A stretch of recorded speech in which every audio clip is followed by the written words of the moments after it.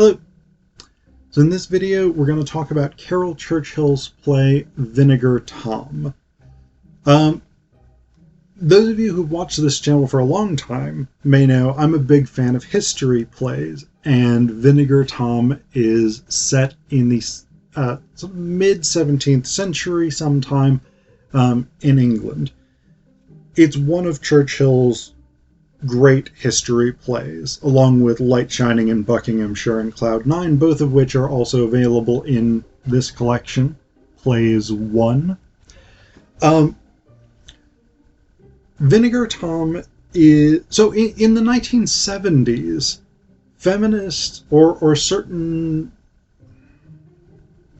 style of feminist, got really interested in things like witchcraft, Wicca, pre-Christian nature religions, and things like this. And they were often seen as these kind of new agey, almost matriarchal and much more traditional, much more authentic, maybe more genuine, and certainly more gender equitable spiritualities, as opposed to Christianity's emphasis on original sin and Eve as the source of humanity's fall from grace, etc., etc. And so witches became a big part of 1970s feminist iconography, and Vinegar Tom is in that vein. But what I find really important about this, and Churchill says this in the introduction that's published with this edition, Vinegar Tom is a witch hunts play without any witches in it. So specifically, all of the women who are accused of witchcraft or found guilty of witchcraft are not witches. Like, we've got that pretty directly. But one of the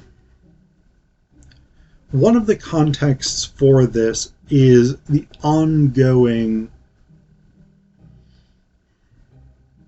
condemnation or critique of women who deviate, even in slight ways, from cultural ideals of femininity, cultural ideals of what's appropriate for women, etc., etc. So that's one context. The other context is the 17th century religious divides and this sort of chaotic, anarchic approach to religion that you get, especially toward the period of the English Civil War. And so Churchill does set this up toward the beginning, and it raises a lot of interesting parallels, because in the 70s... So I'll read you this bit, and then I'll provide a little more of the context here. So this is from scene 1. An unknown man who's just had sex with Alice, who's a village girl, says, the man says, "There's some in London say there's no sin. Each man has his own religion nearly, or none at all, and there's women speak out too. They smoke and curse in the tavern, and they say flesh is no sin, for they are God themselves and can't sin. The men and women lie together and say that's bliss and that's heaven and that's no sin. I believe it's for them, I believe it for theirs such changes." Alice says, "I'd like to go to London and hear them." The man says, "But then I believe with Calvin that few are saved, and I'm damned utterly. Then I think if I'm damned anyway, I might as well sin to make it worthwhile. But I'm afraid to die. I'm afraid of the torture after. One of my family was burnt for a Catholic, and they all changed to Protestant, and one burnt for that too. I wish I was a Catholic and could confess my sins and burn them away in candles. I believe it all in turn and all at once." Alice asks, "Would you take me to London? I've nothing to keep me here except my mother, and I'd leave her." And the man says, "You don't think I'm sent you by the devil? Sometimes I think the devil has me, and then I think there is no devil, and then I think the devil would make me think there was no devil." So it's an interesting bit here. In part, again, this is about the religious diversity, the explosion of the number of sects in the 16th and 17th centuries. What this man is talking about when he talks about the people in the taverns of London who claim that God is within them and therefore they can't sin, that was a group called the Ranters. So that was an actual sect.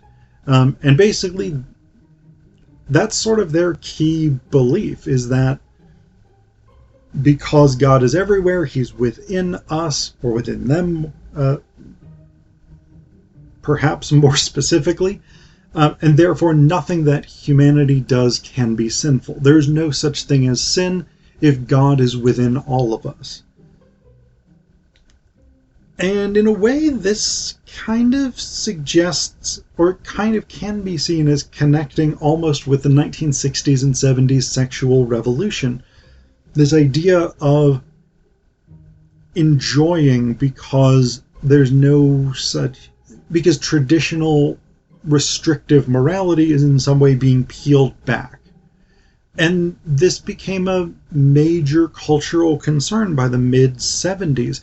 You started to have the conservative backlash that would take us into the 80s in some ways. So this idea of the Ranters saying, yeah, do whatever you want, have sex with whoever you want, smoke, drink, do drugs, whatever it is, it's all fine because we're God and therefore it's not sinful. On the other hand, you have Calvinists who are saying most of humanity is damned, but you have to be strictly moral anyway. So you've got both of these types of voices. And I think in the 70s there was that tension between people who were saying freedom, liberation, free love, etc., and people who were saying we're moving too far away from traditional values and we need to go back. The evangelical movement is sort of born in the 70s as a major political force. So you've got those tensions. But more distinctly than this, Vinegar Tom is concerned with how deviations in scare quotes, by women are punished socially. And the witch hunts, witch trials, and the hanging or burning, or both of witches, is an excellent metaphor for that. And this is the other element of 70s feminist interest in witches, tends to be this idea of witches as representing suppressed or violently oppressed women. And we get that in the play very distinctly. Because the range of reasons that women are suspected of being witches is pretty broad. So there's Joan, who's an older woman, Alice's mother, actually, who's accused of being a witch largely because when her neighbors are kind of terrible to her, she curses them. Basically, she just starts throwing out a bunch of stuff like, damn your cows, damn your butter, I hope you suffer when you go home, etc., etc. So it's just, it's sort of broad-based stuff, but because things start going wrong on this farm, particularly the cows get sick, with what seems to be an illness that that other cows in their herd had previously had, and the butter refuses to solidify, which may actually be a result of the cow's gastrointestinal disease, whatever it is. I don't know anything about cows or about cow diseases, so there's not enough in the play to give me any sense of what's wrong with them. But if their stomachs are swelling and stuff, that seems to me like there might be some sort of problem, and that could be connected to milk not congealing into butter. I don't know. But Joan gets accused of putting curses on the cows and the butter and all this stuff. Alice is basically accused of being a witch because she has sex with men. What's her name? Ellen, I think? Let me just check real quick. Yeah. So Ellen is a cunning woman or a wise woman, basically a traditional healer, user of herbal remedies. She gets accused of being a witch because cunning women, wise women were often accused of witchcraft because they knew about medicinal potions and things like that.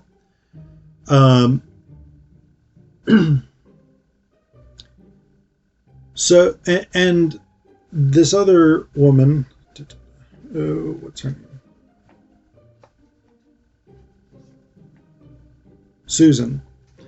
Susan basically gets convinced that she is a witch because Alice was like, "Oh, I've taken some mud and made a voodoo doll, and I'm gonna stick pins in it." And Susan had also gone to Ellen and gotten a potion to have an abortion, even though it's not entirely clear that Susan intended to do that necessarily.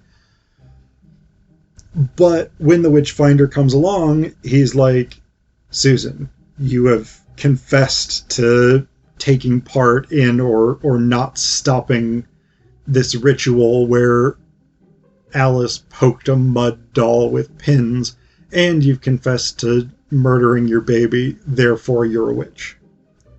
So, any sort of deviation basically becomes potentially problematic. The other character is Betty, who's a landowner's daughter, and she's not actually accused of witchcraft, but she's kind of suspected, but she gets more or less let off because she's the daughter of a wealthy person. But basically her issue is she doesn't want to get married. And so she's kind of not pleased when her dad's like, "Well, hard cheese, you're getting married to this guy." And so then they're like, "Well, she's clearly hysterical, so we have to bleed her and blister her and purge her." Which were not especially pleasant or often effective 17th century remedies, but that's what they go for. But one of the sections that I find really striking here is when the Witchfinder is brought in to determine who is and isn't a witch. And I say who is and isn't a witch, but realistically his modus operandi is this person is has been accused of witchcraft, therefore they're a witch, I'm going to find proof. So it's not a trial in the sense that there's no presumption of innocence, and there's actually no real way to prove your innocence. The only way that you can potentially prove your innocence is if you're swum or dunked. There's different terms for it, but basically they would drop a suspected witch in a lake, and if she sank to the bottom, she wasn't a witch. If she floated, she was a witch. The problem is if you sink to the bottom of a lake and they don't pull you out in time, you still die. So it wasn't a great test for the people involved. But what George Packer does, he uses a technique called pricking, which basically involved you take a pin or a needle or a small knife or something like this. You basically like poke the suspected witch all over their body, looking for areas that didn't bleed or that were relatively insensitive to pain.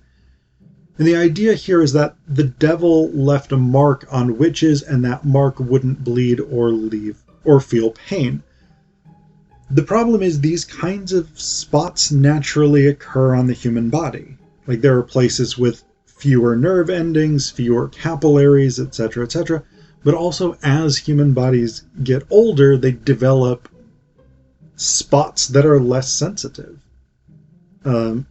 This could be a mole, this could be a wart, this could be a scar, whatever it is. But the idea was you tested by just sort of randomly poking until you found a spot. And one of the things that Packer says here is, aha, there's for you, you devil. There's blood and there's blood. Where's your spot? We'll find you out, Satan. So the idea, like, again, there is no presumption of innocence here. There is a presumption of guilt. And the test is not about determining whether or not this person is a witch. It's about finding the proof that Packer needs to convince himself, maybe, or others, that this is a person who should be killed.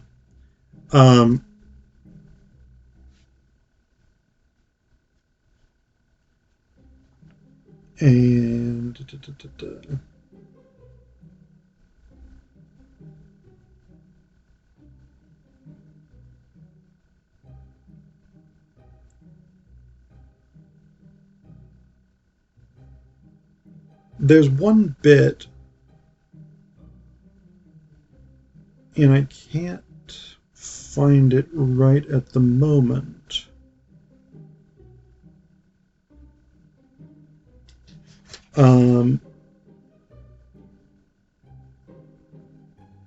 There's one bit where Packer basically is like, if you find a spot that's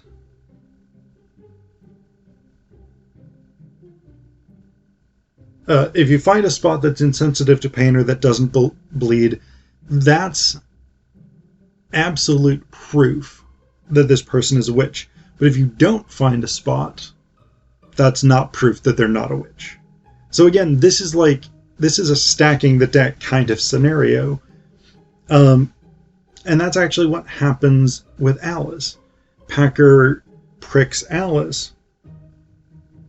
And Goody said, his assistant, says, "Why so much blood?" Packer says, "The devil's cunning here." Goody says, "She's not crying much. She can't feel it." Packer says, "Have I the spot, though?" "Which is the spot?" "There, there, there." "No, I haven't the spot." "Oh, it's tiring work. Set this one aside. Maybe there's others will speak against her and let us know more clearly what she is." So, in this instance, Packer has not been able to find evidence that Alice is a witch, but rather than being like, maybe she's not a witch, what he does is say, well, somebody else will give us evidence that she's a witch. Somebody will confess against her. And that will be all the proof that we need. So it's almost impossible to beat this rap. And that's one of the key things for Churchill here, is that continues to be many women's experience, is having to prove innocence in a system where proving innocence is impossible.